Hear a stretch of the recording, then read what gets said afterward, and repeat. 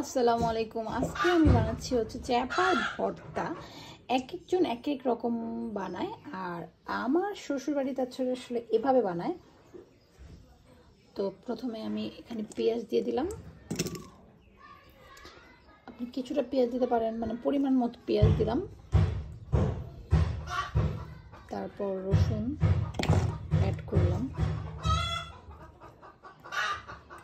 তারপরে হচ্ছে যারা আমার মতো ভর্তা পছন্দ করেন তারা অবশ্যই জানেন চ্যাপার ভর্তাটা আসলে কত মজা।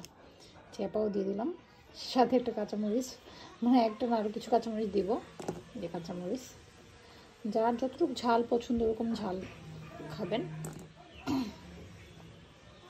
আমি একটু কমই ঝাল পছন্দ করি, মানে বেশি ঝাল আমি খেতে পারি না। তারপর এটা ঝাল হবে।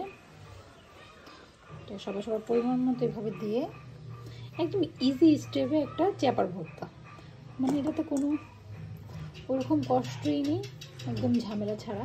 আর সবচেয়ে বড় কথা, এই চ্যাপার ভর্তাটা খেলে আপনার পেটও ব্যথা করবে না, মানে গ্যাস হবে না। দেওয়া শেষ, সামান্য একটু পানি ছিল সেটা আমি দিয়ে দিলাম।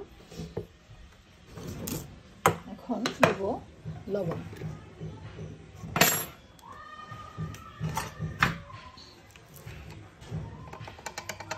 তো আমি লবণ পরিমাণ মতো দিয়ে দিলাম।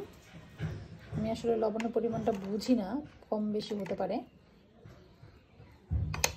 এটা আসলে আমি আমার শাশুড়ির থেকে শিখেছি।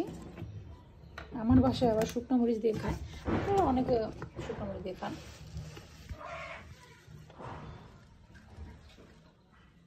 এখন আমি দিয়ে দিব সয়াবিন তেল কিছুটা, ভালো করে মাখিয়ে নিব।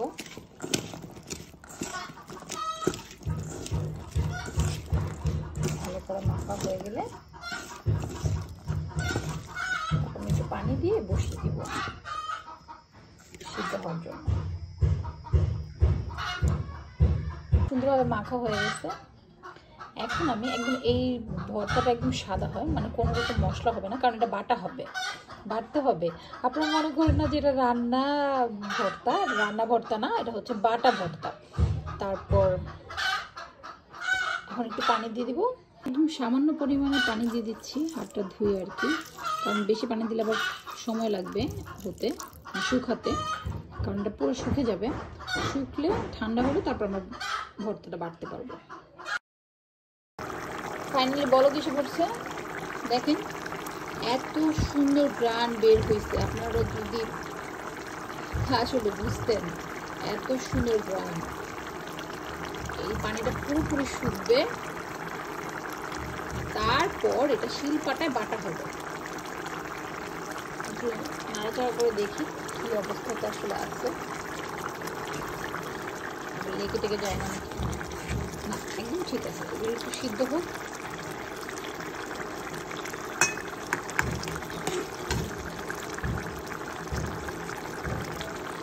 তাহলে এভাবেই চ্যাপার ভর্তা বানিয়ে ফেলবেন। আল্লাহ হাফেজ।